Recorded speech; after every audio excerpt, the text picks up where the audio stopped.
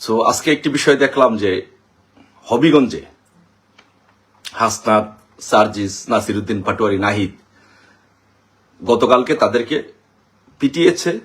ওইখানে লোকাল ছাত্রদল, বিএনপি সবাই ওরা পিটিয়েছে, হয়তো সাথে জনগণও ছিল, তাদেরকে পিটিয়েছে। আজকে তাদেরকে পুলিশ হবিগঞ্জে যাইতে দিচ্ছে না। সো এই জন্য হাসনাতকে বলতে চাই যে হাসনাত, সেনাবাহিনী নিয়ে, প্রশাসন নিয়ে গোপালগঞ্জ যাওয়া যায়, কিন্তু জনগণ যদি সাথে না থাকে তাহলে প্রশাসন আর সেনাবাহিনীর সহায়তা ছাড়া হবিগঞ্জ যাওয়া যায় না। This is the reality, fact এবং বাস্তবতা। কেমন বুঝলা আজকে? যে কিছুদিন আগে যখন, তার থেকে 1.5-2 বছর আগে যখন কোনো কিছু হতো, হওয়ার সাথে সাথে বলতে এই তোরা রাজুতে আয়, ছাত্রদেরকে ভুল বুঝিয়ে, ছাত্রদেরকে জিম্মি করে, তাদের আবেগ নিয়ে তাদেরকে রাজুতে এনে যত অন্যায় অপকর্ম আছে সবগুলো করতেন।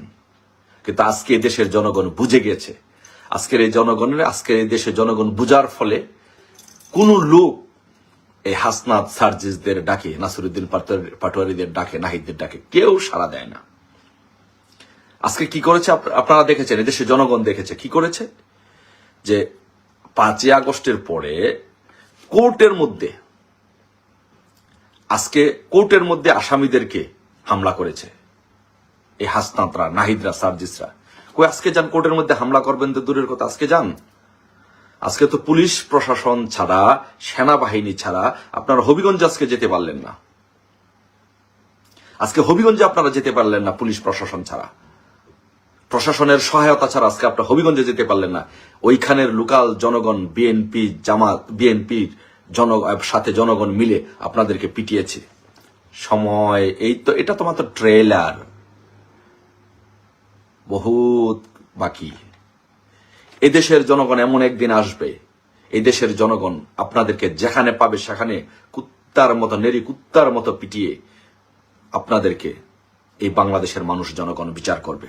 আপনারা করেন নাই? আপনারা কোর্টের মধ্যে আসামিদের উপরে ডিম মারেন নাই? কোর্টের মধ্যে বিচারপতিদের উপরে হামলা করেন নাই? কোর্টের মধ্যে বিচারপতিদের উপরে হামলা করেছেন, আসামিদেরকে ছিনতাই করে নিয়েছেন, আসামিদেরকে মারধর করেছেন, শিক্ষকদেরকে, বাংলাদেশের শিক্ষক সমাজ, যেই শিক্ষক সমাজকে এদেশের মানুষ শ্রদ্ধা করে, সেই শিক্ষক সমাজকে আপনারা জোর করে তাদেরকে পদত্যাগ করিয়েছেন, তাদেরকে পিটিয়েছেন, তাদের গায়ে হাত দিয়েছেন। বাংলাদেশে কোনো রাজনৈতিক দল এই কাজগুলো করেন নাই। আপনারা এই জামাত শিবিরের সহায়তায় আপনারা শিক্ষকদের উপরে হাত তুলেছেন, শিক্ষকদেরকে পিটিয়েছেন, শিক্ষকদেরকে অপমান অপদস্থ করেছেন। গোপালগঞ্জে নিরীহ মানুষদের উপরে, গোপালগঞ্জে বঙ্গবন্ধুর ভাস্কর্য আপনারা ভাঙতে চেয়েছিলেন, সমাধিস্থলে হামলা করতে চেয়েছিলেন। ওইখানের জনগণ তারা প্রতিহত করেছে আপনাদেরকে। কিন্তু পুলিশ সেনাবাহিনী যদি সেদিন না যেত তাহলে একজন আপনারা ওইখান থেকে আসতে পারতেন না। পুলিশ এবং সেনাবাহিনীর সহায়তা আপনারা ওইখানে গিয়েছেন এবং ফেরত এসেছেন।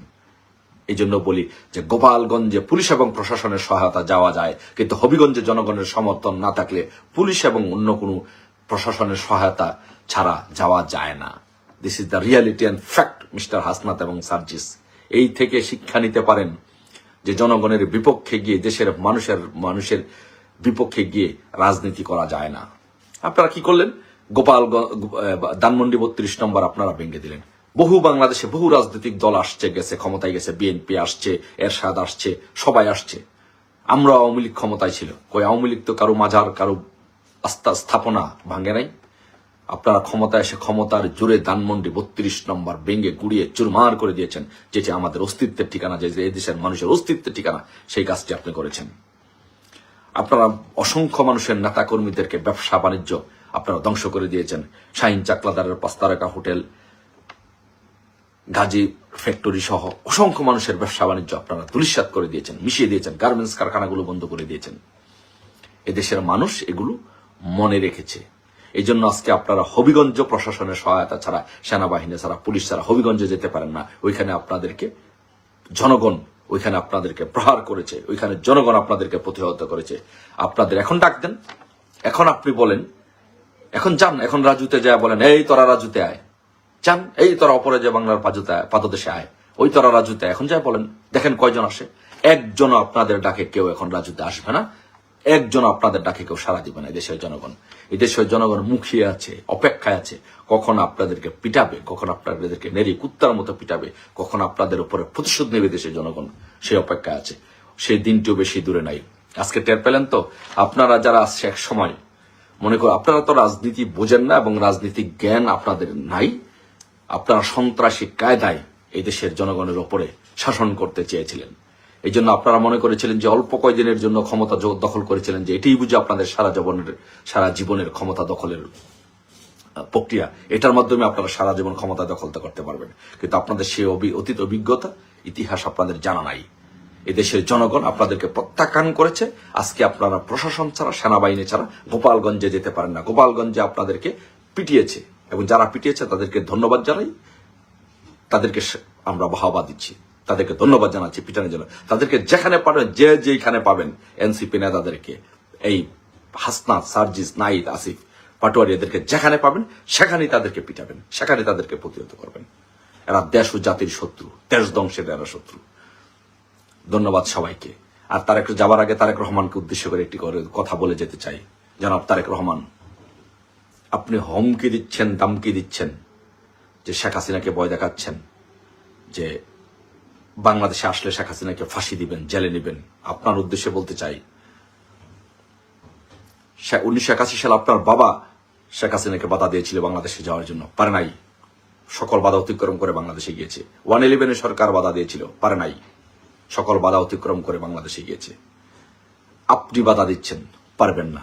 ডিসেম্বরে শেখ হাসিনা বাংলাদেশে যাবে, সকল বাধা বিপত্তি অতিক্রম করে বাংলাদেশে যাবে এবং বাংলাদেশের যেই গণতন্ত্র, পতিত গণতন্ত্র, সেই গণতন্ত্রকে উদ্ধার করবে, দেশের মানুষের পাশে এই শেখ হাসিনায় দাঁড়াবে। ধন্যবাদ সবাইকে। সবাই ভালো থাকবেন, ঐক্যবদ্ধ থাকবেন। ঐক্যবদ্ধ আন্দোলনের মাধ্যমে ইনশাল্লাহ আমরা আরেকটা বিজয় ছিনিয়ে আনবো।